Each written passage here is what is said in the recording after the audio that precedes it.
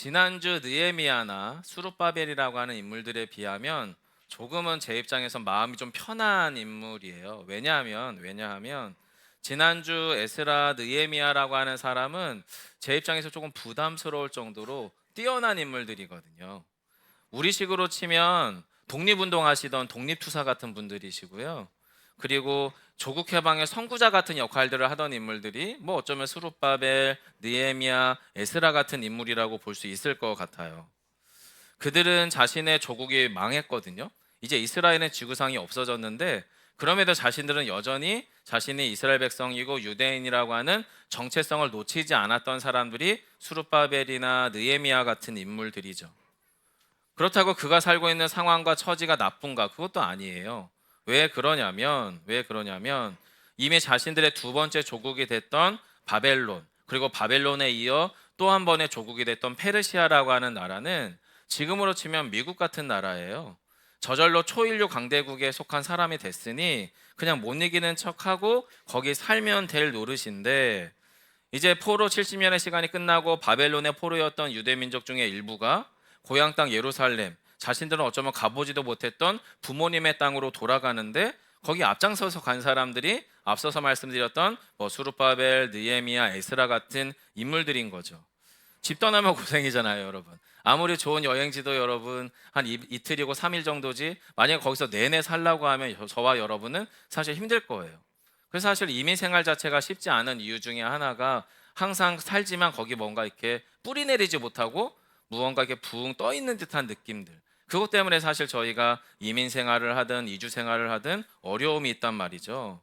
그런데 그 모든 것들을 기꺼이 무릅쓰고 자신의 부모의 땅 예루살렘으로 돌아가서 아주 무모하고 이상적인 꿈을 꿨을 뿐만 아니라 그걸 실현한 사람들이 지난주까지 읽었던 본문에 등장하는 느헤미야, 에스라, 스룹바벨 같은 인물들입니다. 결국 그들이 여호와의 성전을 지었고요, 예루살렘 성벽을 재건했고요, 그리고 예루살렘에서 제2의 이스라엘을 시작한 사람들이 그들이죠. 영웅적인 인물들입니다. 멋진 사람들이고요, 대단한 사람들입니다. 하지만 오늘 본문의 인물들은 그렇지가 않습니다.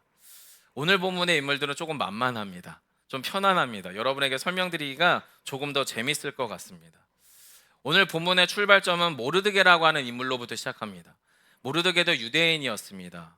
그리고 이 모르드게는 포로 세월 중에 유대 땅으로 돌아가지 않고 어떤 이유인지는 모르겠지만 그냥 바벨론도 살았고 페르시아도 살고 있는 인물입니다. 그런데 이 모르드게가 조금만 잘했으면요, 그냥 그의 사촌이었던 에스더라고 하는 사람이 페르시아 왕의 왕비가 되었대요. 그럼 그 얘기로 그냥 쫙 살면 돼요. 신데렐라 같은 이야기거든요. 마치 1950년대에 그레이스 켈리라고 하는 헐리우드의 아주 고상한 여배우가 한 명 있었죠. 그가 모로코 왕실의 왕자와 함께 사랑에 빠지고 그 황실의 공주가 되고 왕비가 되잖아요. 마치 그런 이야기로 끝날 수 있는 거예요. 모르드게가 조금만 잘했으면 그냥 에스더라고 하는 인물은 페르시아 황제의 왕비로서 신데렐라 같은 이야기를 그냥 행복하게 살다가 죽었더라라고 하는 이야기 정도로만 끝나면 될 이야기였는데요.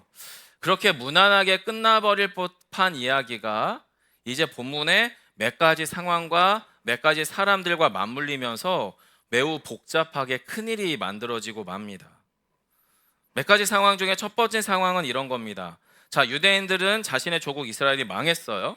그리고 강제 이주 당해서 바벨론에서 이제 살게 된 거예요. 그리고 살다 보니까 세월이 어느새 100년 정도의 시간이 지났어요. 여러분, 100년 정도의 시간이 지났고 자신의 조국 이스라엘이 없어요. 그럼 이 사람들은 유대 사람들인가요? 아니면 그 나라를 지금 지배하고 있는 페르시아 사람들인가요? 핏줄은 유대인일지 모르겠지만 자기가 살고 있는 곳이 그 나라면 그 사람들은 뭐예요? 혈통은 유대인일지 몰라도 그들의 삶은 그냥 페르시아 사람인 거잖아요. 즉 유대 출신의 페르시아인인지 또는 페르시아에 사는 유대인인지 그게 중요한 게 아니에요. 그들은 그냥 자신은 유대 출신의 조국이 없으니 그냥 유대 출신의 페르시아 사람으로 살면 될 노릇이에요. 다른 말로 얘기하면 왕비 에스더가 굳이 시끌벅적하게 일 만들지 말고 그냥 유대 출신의 페르시안으로 그냥 살면 돼요. 살면 요 이야기들도 그냥 아무 이야기가 아니게 될 수 있어요. 그런데 본문에 보면 모르드게도 에스더도 유별나요. 유별나요. 그냥 유대 출신의 페르시안으로 살면 되는데 꼭 페르시아에 사는 유대인으로서 생색을 내려고만 하니 문제가 생기고 있습니다. 그리고 여러분 본문에 등장하는 등장인물들이 우리와 물론 레벨이 다르죠. 신분은 좀 다르지만 왕도 등장하고 왕비도 등장하고 여러 관료 대신들도 등장을 하는데요. 자, 아하수에로 왕은 어떤 모습으로 등장을 하냐면 이 아하수에로 왕은요 아주 집요하고 끔찍할 정도로 자기 과시가 심한 인물이에요. 지나치게 호전적인 인물이고요. 게다가 자기 쾌락을 너무나 탐닉하는 인물이었습니다. 그리고 그 모든 상황들을 자신은 신의 아들이라고 이야기하며 자신을 신적 존재로 합리화하게 됩니다. 그러다 보니까 자신이 정말 신의 아들이라고 확신한 나머지 아하수에로 왕은 자신의 옆에서 정말 입속에 혀처럼 구는 하만이라고 하는 인물의 이빨림에 그냥 그렇게 놀아나는 왕의 모습으로 묘사되고 있습니다. 실제 역사적으로 아하수에로 왕이 그런 인물인지는 정확하게 알 수가 없어요. 기록된 문헌은 아주 제한적이니까.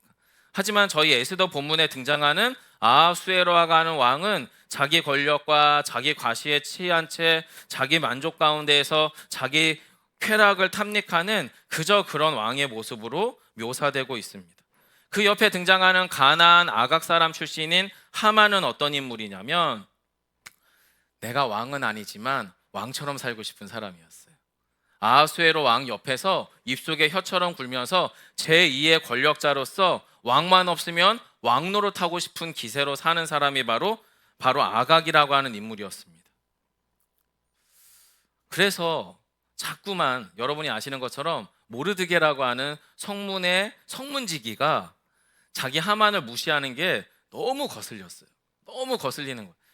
다들 자기를 보면 정말로 관료 중에서 최고 권력자니까 사람들이 보면 벌벌벌 떨면서 다들 하만한테 절을 하는데 유독 저 사람 하나만 절하지 않는 인물이 있는데 그가 누구였어요? 모르드게였거든요. 거슬리죠. 거슬릴 뿐만 아니라 사실은 수치심과 모욕감을 느꼈던 것 같아요. 하만은 쟤는 뭐라고 나한테 저렇게 절을 안 하는 거야? 쟤는 뭐라고 나한테 인사 안 하는 거야? 하면서 하만이라고 하는 인물은 지금 모르드게에 대해서 아주 살기와 수치감을 강하게 느끼고 있어요. 자, 여러분, 그러면 본문에 등장하는 모르드게는 어떻게 봐야 될까요? 물론 저희가 예수 믿는 사람이니까 모르드게가 하나님 믿는 사람으로 좋은 사람이야 이렇게 봐도 돼요. 이런 부분도 물론 있어요. 하지만 여러분, 성경의 이야기는 인물에 대해서 여러 가지의 스토리를 그 안에 담고 있거든요. 제가 모르드게에 대해서 조금 나쁜 이야기 해볼게요. 멋지게 보자면 여호와 신앙과 유대 민족에 대한 자부심이 엄청난 인물처럼 보이지만 정반대로 보면 유대인이라고 하는 혈통에 지나치게 집착하는 인물이 바로 모르드게입니다. 어느 정도냐면 그의 알량한 자존심과 뻣뻣한 유대 우월주의 때문에 어떻게 하죠? 결국에 하만에게 절하지 않는 자존심, 알량한 기계 때문에 자신의 민족 자체를 죽음으로 내모는 인물이 바로 모르드게였습니다. 자신만 죽어도 될 일인데 유대 동포 전체를 한꺼번에 죽음에 내몬 존재가 바로 모르드게였다라는 거예요. 그럴 거면 차라리 바벨론에서 포로 귀환이 일어날 때 지도 따라가면 될 걸. 따라가지도 않아요. 그냥 유대 땅으로 가서 유대 사람답게 그냥 그 땅에서 그렇게 살면 될 건데 유대 포로 귀환에 자원하지도 않고 지금 페르시아에서 잘 먹고 잘 살면서 그렇게 고집을 피우고 있는 거죠. 굳이 버팅겨서 불행을 자초하게 됩니다. 자신뿐만 아니라 자신의 동족 유대민족 모두를 위험에 빠뜨리게 됩니다. 여러분, 오늘 본문 7절로 8절을 잠시 함께 보겠습니다. 같이 함께 볼까요? 네, 자막 부탁드릴게요. 함께 하겠습니다. 모르드게가 자기가 당한 모든 일과 하만이 유대인을 멸하라고 왕의 금고에 바치기로 한 은혜 정확한 액수를 하닥에게 말하고 또 유다인을 진멸하라고 수상궁에서 내린 조서 초본을 하닥에게 주어 에스더에게 보여 알게 하고 또 그에게 부탁하여 왕에게 나아가서 그 앞에서 자기 민족을 위하여 간절히 구하라 하니. 여러분, 이건 모르드게 관점입니다. 모르드게. 그래서 모르드게가 지금 앞자루에서 뭐라고 얘기하냐면 자기가 당한 일이라고 표현하고 있어요. 그런데 여러분, 역사적 맥락이나 이 스토리의 맥락상 이건 정확하게는 모르드게가 당한 일이 아니에요. 하만이 당한 일이에요. 하만이. 국가 조직으로 치자면 모르드게보다 하만이 훨씬 상급자예요. 고위 관료예요. 그런데 하만, 고위 관료자인 하만에게 누가 절하지 않는다고요? 성전을 지키던, 성문을 지키던 성문지기가 지금 인사를 안 한 거예요. 여러분, 이것은 국가 조직으로 치면 명령 불복종에 해당됩니다. 공무기강 문란 행위에 해당됩니다. 왜냐하면 하만의 권력 서열은 바로 황제 밑이었거든요. 그리고 모르드게보다는 한참 위였거든요. 모르드게가 하만에게 절하는 게 맞지, 하만이 모르드게에게 절하는 것은 맞지 않는 일이에요. 그럼 여러분, 이것이 모르드게가 당한 일입니까? 하만이 당한 일입니까? 제가 볼 땐 하만이 당한 일이 맞습니다. 문제는 하만이 너무 권력지향적이라는 게 문제죠. 하만은요, 아하수에로 왕 이상으로 권력지향적이에요. 자기 과시가 심해요. 그리고 타인과 상황에 대한 통제 욕구가 거의 중독 수준의 사람이 바로 하만이었습니다. 여러분, 이런 사람의 특징이 뭐냐면요, 자기를 무시하면 모욕감과 수치감을 강하게 느끼는데 그게 거의 상대방에 대한 살기를 느낄 수준 정도라는 거예요. 그러니까 하만의 마음의 내면의 역동은 자신은 태어나기를 페르시아의 왕실에서 못 태어났을 뿐이지 나는 황제 되기에도 충분한 인물이라고 확신하던 사람이 하만이었어요. 그리고 기회가 잘 닿아서 이 멍청한 아하수에로 왕은 앞에서 입발림, 사탕발림의 말만 잘하면 자신을 권력의 정점에 두기에 충분한, 달리 말하면 왕을 통제하고 컨트롤하기에 매우 쉬운 존재인 것이 파악이 돼서 하만은 지금 제2의 권력자로 충분히 자기 삶을 살고 있거든요. 근데 유독 이 모르드게가 쥐뿔 없는 것이 자꾸만 자기를 무시하는 것 같은 거예요. 열받죠. 속상하죠. 모욕감과 수치심에 막 몰려들죠. 여러분, 그래서 그가 어떻게 결정해요? 아주 폭력적이죠. 내가 당한 수치감과 모욕감을 하만, 모르드게에만 몰려주는 게 아니라 모르드게를 포함한 유대민족 전부에게 전해주기로 결정합니다. 결국 수치심과 권력 욕망이 폭발해버린 하만은 자신의 모든 수단을 동원합니다. 정치적인 수단, 자신의 경제적 수단, 자신의 모든 종교적 수단을 동원해서 왕 한 명을 신의 자리에 올려놓고 왕 밑에 절하지 않는 모든 사람들을 자기가 통제할 수 있는 장치를 만들어 놓고 그 가운데서 유대민족 말살 정책을 펼치게 됩니다. 여러분, 이거 누가 저지른 일입니까? 에스더가 저질렀나요? 아니요, 모르드게가 저지른 일이에요. 모르드게가 저질렀으니까 사실은 모르드게가 풀어야 될 일이에요. 이제 반 유대인이고 반 페르시안이 된 에스더가 할 일이 아니에요. 모르드게는 나이가 많은 사촌이었고요, 에스더는 나이가 어리고 어여쁜 여자였어요. 그는 그냥 유대말을 할 줄 아는 페르시아 사람이지 유대인이라고 하는 정체성을 분명히 가지고 있었던 그런 유대 여자가 아니에요. 모르드게만 유독 유대주의자로서 강한 자기의 정체성을 가지고 있었을 뿐이에요. 그러면 차라리 왕비니까, 황후니까 모르드게를 불러서 이렇게 이야기하면 되죠. 모르드게, 당신이 자초한 일이니까 당신이 수습하세요. 하만에게 가서 싹싹 빌든 뇌물을 주든지 어떤 수단을 동원해서라도 당신이 자초한 비극이니 당신이 수습하시라고 선을 딱 그으면 될 일이에요. 그럴 수 있는 권력 정도는 되죠, 왕비니까. 그런데 오늘 본문을 쭉 읽어나가시면 아시겠지만 에스더는 전혀 예상 밖의 결정을 하게 됩니다. 성도 여러분, 한번 질문해 보시자고요. 왜 그랬을까요? 에스더가 더 쉽고 분명하고 합리적인 방법이 있는데 굳이 왜 이 방법을 안 취하고 어렵게 자신이 위험을 무릅쓰면서 아주 예상 밖의 결정을 내리게 된 걸까요? 설교의 첫 번째 요지인데요, 상황에 대한 해석이 달라졌기 때문에 그래요. 제 상식이라면 앞에서 말한 것처럼 모르드게랑 선 긋는 게 맞는 선택이에요. 제가 볼 때 그 상황은 그렇게 하는 게 맞아요. 그런데요, 에스더가 같은 상황에 대한 다른 해석을 해요. 해석이 달라졌으니 선택과 결정도 달라지게 돼요. 성도 여러분, 상황에 대한 해석이 달라지면요, 판단이 달라지고요. 판단이 달라지면요, 결정도 달라집니다. 여러분도 그런 경험 있을 거 아니에요. 자, 여러분이 중국집에 갔어요. 여러분은 짜장면을 드시겠습니까? 짬뽕을 드시겠습니까? 어제도 짬뽕 먹었는데. 네. 자, 우리 아이들에게 물어보면 우리 아이들이 뭐라고 대답할지 아실까요? 100% 짬짜면입니다. 왜 그런지 아세요? 중국집에 짬짜면이 있다는 걸 알게 됐거든요.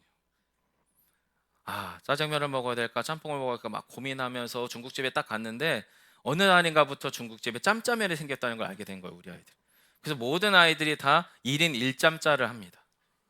예, 많이 먹죠. 잘 먹어요. 예. 아이들이 여러분 상황에 대한 해석이 달라진 이유가 뭐죠? 그 상황에 대한 다른 해석을 내릴 수 있는 결정, 경험이 있었기 때문이에요. 아, 중국집에 가면 짜장면을 먹으면 짬뽕을 못 먹고 짬뽕을 먹으면 짜장면을 못 먹는구나. 그게 아니라 아, 중국집에는 짬짜면이 있을 수 있구나. 이걸 우리 아이들이 경험하고 나서 상황에 대한 해석이 달라졌어요. 그래서 중국집에 가면 우리 아이들은 뭘 먹을래? 라고 하면 거의 100% 짬짜면입니다.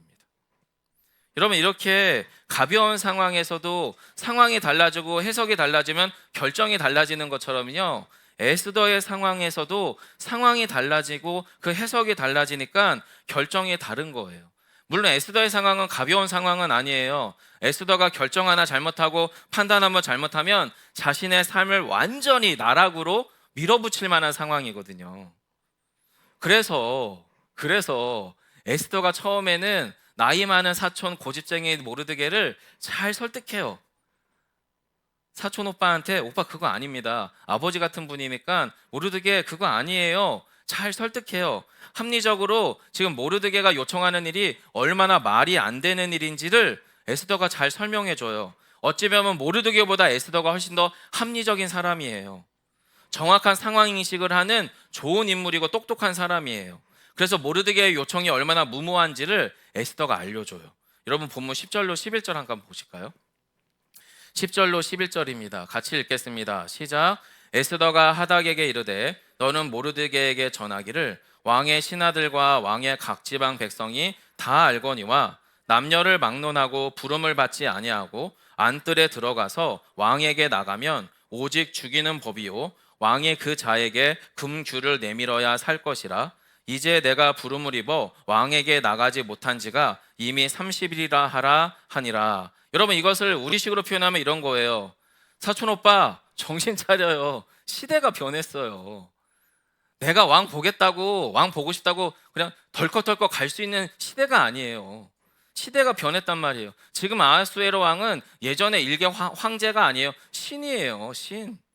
당신이 오라 하면 가야 되는 거고 오지 말라 그러면 안 오는 거예요. 감히 황제가 머무는 그곳에 막 무턱대고 들어가면 그것은 마치 암살의 위험을 가진 것처럼 여겨져서 당장 처형당할 판이에요. 시대가 변했단 말이에요. 예전에 왕비 와스디가 폐위됐던 시절보다 왕의 권위가 더 강력해졌어요. 함부로 왕 앞에 나서는 것조차도 불법이란 말입니다. 왕이 부르지도 않았는데 왕의 공간으로 들어간다는 것은 곧 죽음이에요. 지금 아는 시대가 지금 어느 시대인지 그거 좀 분간 좀 하란 말이에요 라고 얘기해요. 뿐만 아니라 자기 얘기를 해요. 사촌 오빠, 시대만 변한 게 아니라 왕의 마음도 변한 것 같아. 내가 왕을 못 만난 지 벌써 30일이야. 페르시아 황실에 나보다 이쁘고 똑똑하고 집안 좋고 힘 있는 딸들이 얼마나 많겠어. 세상 이쁜 모든 여자들이 지금 이 왕궁 가운데 모여 있는데 내가 그 왕의 마음이 변한 것 같아. 내가 왕 못 본 지가 30일이 지났거든. 더 이상 왕이 나를 찾는 것 같지가 않아요 라고 얘기해요. 여러분, 얼마나 합리적인 설명이에요. 시대도 변했고 사람도 변했고 사랑도 변했어. 그러니 에스더 입장에서는 할 수 있는 게 별로 없는 거죠. 성도 여러분, 이것이 비겁한 변명처럼 보이세요? 아니요, 저는 당연한 말처럼 보여요. 시대가 변했죠. 예수 믿었던 과거 70년, 80년대 시대와 변했어요.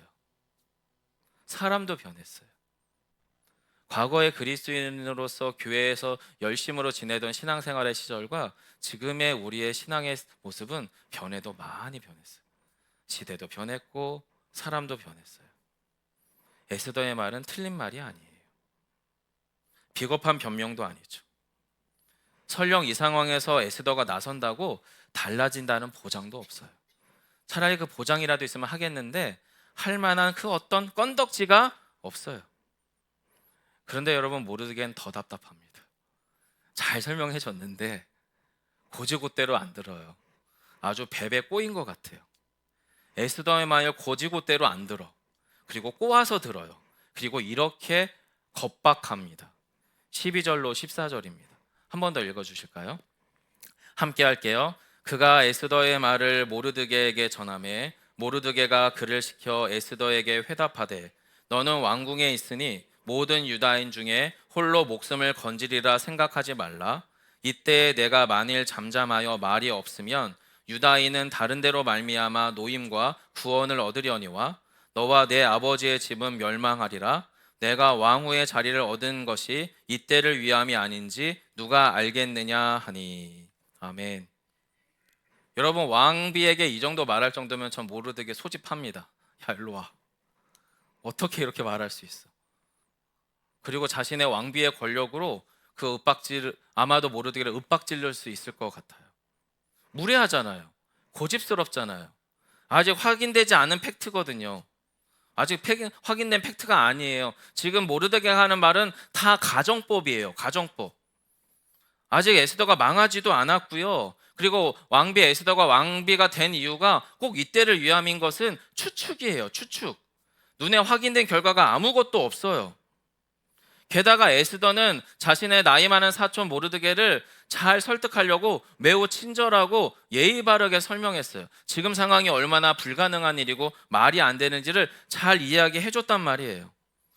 그런데 에스더의 이 진심마저도 곡해하는 답답한 이 모르드게는 정말 포기하면 될 것 같은 인물이에요. 포기하고 싶을 만큼 답답한, 나이 많은 꽉 막힌 유대 율법주의자 같은 쉽지 않은 인물이죠. 그럼에도 차라리 제가 에스더라면 그래도 나를 어릴 때부터 살펴줬으니 그래도 이 사람이라도 살려야 되겠다 하면서 모르드게의 탈출 작전이라도 짜야 될지 모르겠어요. 자, 성도 여러분, 모르드게는 지금 이런 입장에서 한 말도 양보할 마음이 없어요. 에스더는 에스더대로 지금 이 상황이 너무 복잡하고 어려워요. 아마 밤잠을 설쳤을 것 같아요. 에스더가 어떻게 해야 되나. 사촌 오빠는 말도 안 통하고 내가 왕비가 되긴 됐는데 뭔가 할 수 있는 건 아무것도 없어 보이고, 이런 생각 저런 생각, 이런 고민 저런 해결책을 막 찾아봐요. 근데 여러분, 결론은 딱 하나죠. 내 안에 해결책이 없어요. 내 안에 해결책이 없어요.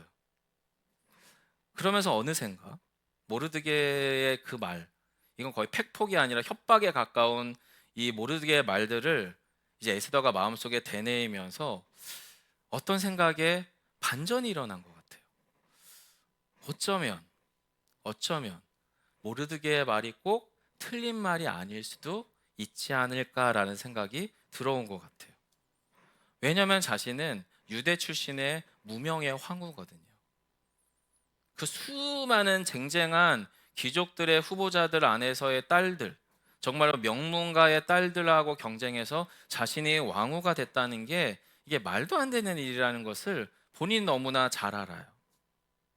그러면 어쩌면 하나님이 말도 안 되게 나를 페르시아 왕의 왕비가 되게 하셨던 것처럼 하나님이 어쩌면 유대 사람들을 말도 안 되는 방식으로 구원해 내실 수도 있지 않을까라는 생각이 들었던 것 같아요. 그리고 또 어쩌면 이 말도 안 되게 황후가 된 내가 그 하나님의 구원의 또 다른 통로로 사용될 수도 있지 않을까, 이 생각도 해볼 수 있는 거죠. 고민하다 보면 여러분 무슨 별의별 생각이 다 듭니다. 다 들잖아요, 여러분. 저희가 머릿속으로 다 드라마를 쓰고 대화 소설들을 쓰잖아요. 별의별 생각들이 다 들었을 것 같아요. 근데 이 수많은 시간들이 지나고 나서 이 에스더의 마음속에 확신까지는 아닌 것 같은데 어떤 마음의 결단, 결단이 형성되기 시작합니다. 그리고 어느새 시간이 지나서 에스더가 모르드게에게 이렇게 회답합니다. 여러분 본문 마지막 16절로 17절을 읽어볼까요? 함께 하겠습니다. 당신은 가서 수산에 있는 유다인을 다 모으고 나를 위하여 금식하되 밤낮 3일을 먹지도 말고 마시지도 마소서. 나도 나의 시녀와 더불어 이렇게 금식한 후에 규례를 어기고 왕에게 나아가리니 죽으면 죽으리이다 하니라. 모르드게가 가서 에스더가 명령한 대로 다 행하니라. 아멘. 생각은 할 수 있어요. 하지만 입 밖으로 내는 건 별개예요. 근데 입 밖으로 무슨 얘기를 냈어요?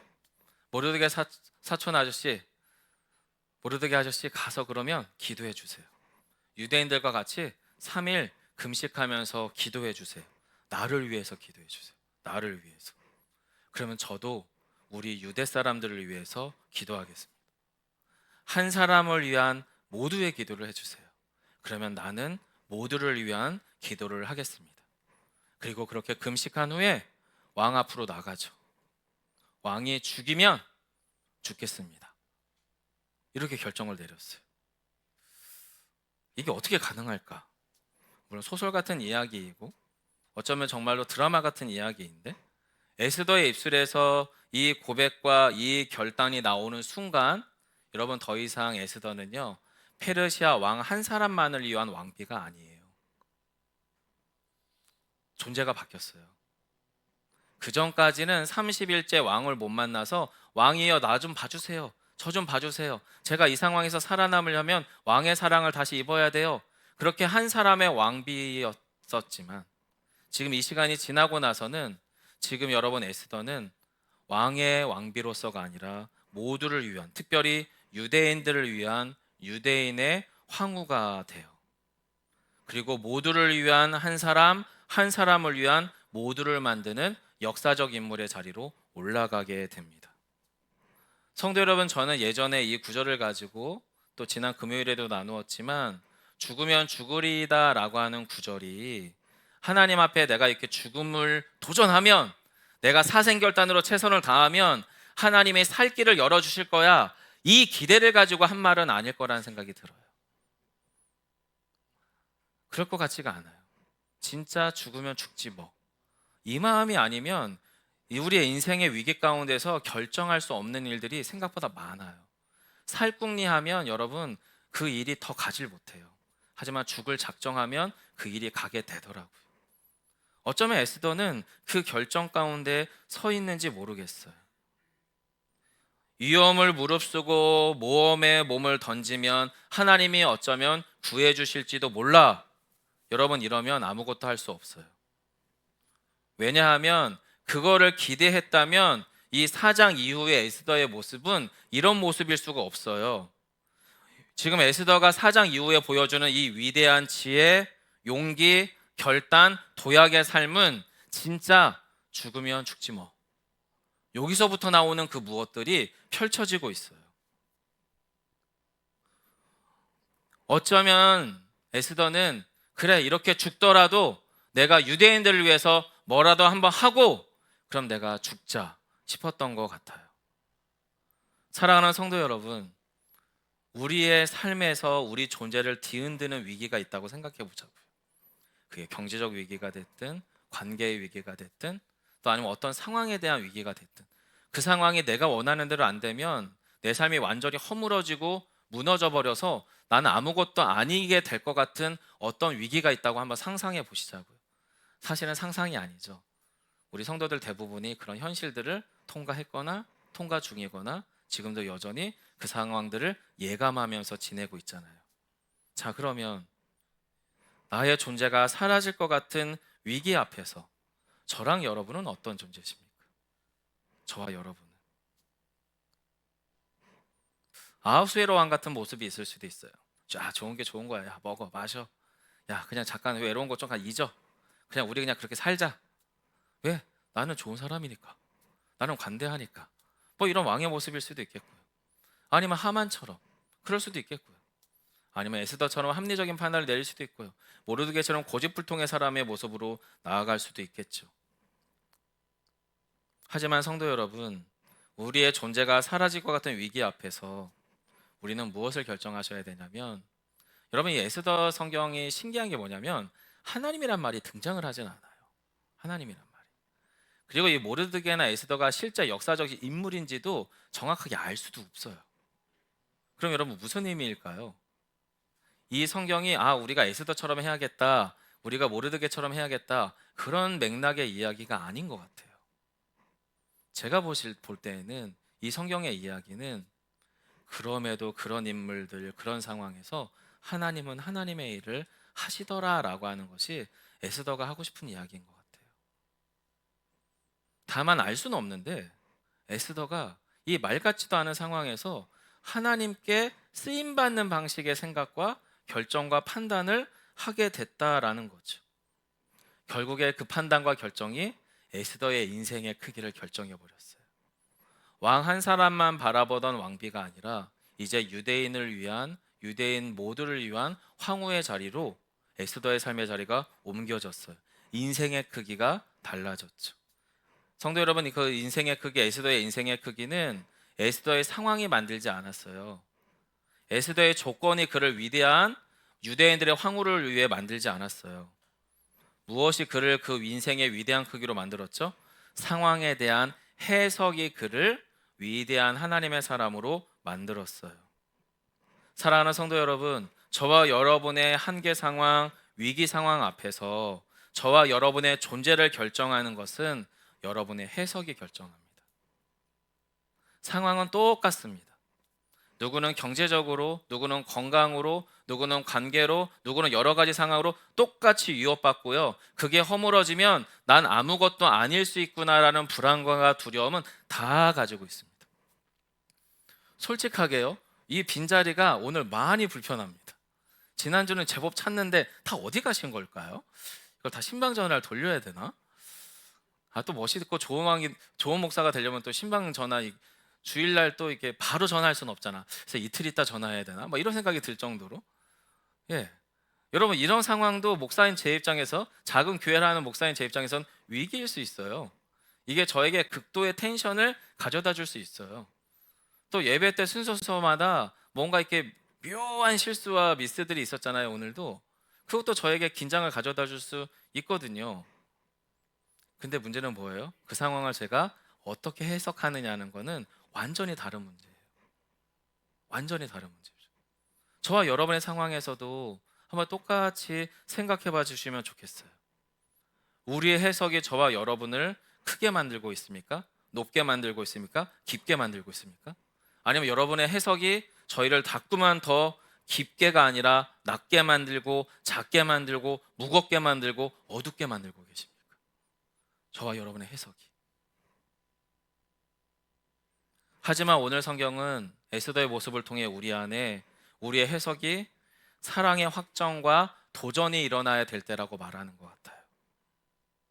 우리는 물론 합리적이고 이성적인 범주, 안정과 성공의 방정식이 통하는 안전지대에 있으면 안전해요.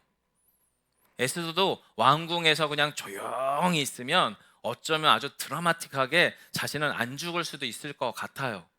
그런데 여러분 그것은 뭐예요? 그 성공 방정식이 통할 때만 가능한 일이에요. 그런데 여러분 저희들의 삶의 현실은 어떻습니까? 합리적이고 이성적인 범주를 넘어서죠, 안전과 성공 방식이 통하지 않는 안전지대가 아닌 곳에 저희가 자꾸만 모험지대로, 위험지대로 내몰리는 게 우리의 삶의 현실이잖아요. 그때 우리가 해야 될 결정은 뭘까요? 에스더처럼 질문해 주세요. 그리고 해석해 주세요. 이 상황을 내가 어떻게 해석해야 될까? 내가 이 상황을 어떻게 반응해야 될까? 거의 죽을 것 같은데 죽는 거 아니야? 그래 그럼 차라리 죽어보지 뭐 하고 하나님 앞에 우리 자신을 올인해 보는 거죠. 그러고 나면 어떤 일이 일어날 거라고 성경은 지금 이야기하는 걸까요? 죽을 줄 알았는데 산다는 거예요. 살려고 하면 죽는다고 이야기하고 있습니다. 그런 일이 일어나더라고요. 제가 저희 집에서 저를 살리면 아내와 아이들이 죽어요. 제 자존심, 제 오름, 제 확신, 제 질서, 이거 살리면요 애들과 아내가 죽어요. 근데 제가 죽으면요 아내와 아이들이 살아요. 목사인 제가 교회에서 저를 죽이면요, 성도와 교회가 살아요. 근데 목사인 제가 살면요, 교회와 성도가 죽어요. 이게 복음의 원리더라고요. 에스더는 지금 말도 안 되는 결정을 내린 거예요. 그래, 내가 한번 죽어보지 뭐. 그리고 하나님께서 하실 일을 기대해 보자라는 겁니다. 성도 여러분, 예수 그리스도의 복음은요, 우리를 우리의 과거의 모습으로부터 떠나게 한 복음입니다. 우리를 새로운 존재로 바꾸시고 초대하신 거죠. 그래서 성경은 저와 여러분을 그리스도인이라고 부릅니다. 그리스도인. 그리스도인은 여러분 어떤 존재입니까? 자기 가시와 자기 만족을 탐닉하던 왕의 모습으로부터 바뀌어진 존재를 말합니다. 자기 오름에 사로잡힌 채 고집스러운 소집불통의 소통불능의 모르드게의 모습에서 옮겨진 자를 말하는 겁니다. 왜곡된 자기 사랑 속에서 타인에게 군림하고 억압하며 통제하는 통제의 욕망에 사로잡힌 하만의 모습에서 떠나 있는 사람이 바로 그리스도인의 모습입니다. 하지만 우리의 인생의 위기가 찾아올 때 모두가 에스더의 자리에 있지는 않습니다. 대체로는 자기에게 익숙한 자리에 가 있기 마련입니다. 하지만 주님께서 오늘 이 에스더의 본문 안에서 우리의 삶의 위기 앞에서 우리에게 질문하시는 것 같아요. 우리는 우리의 위기 앞에서 어떤 존재인지. 주 예수 그리스도의 복음이 당신을 해석해서 우리를 위한 사랑과 믿음의 도약 가운데 십자가에 당신을 던지셨던 것처럼 이제 저희가 우리의 삶의 자리에서 이 위대한 사랑의 도전과 믿음의 도약이 있기를 축원합니다. 여러분, 그래야 살더라고요. 그래야 산다는 거 여러분도 잘 느끼시잖아요. 저희가 그렇게 믿음의 해석과 사랑의 도약으로 나아가는 또 한 명의 에스더로서 오늘을 살아가시는 저와 여러분 되시기를 간절히 축원합니다.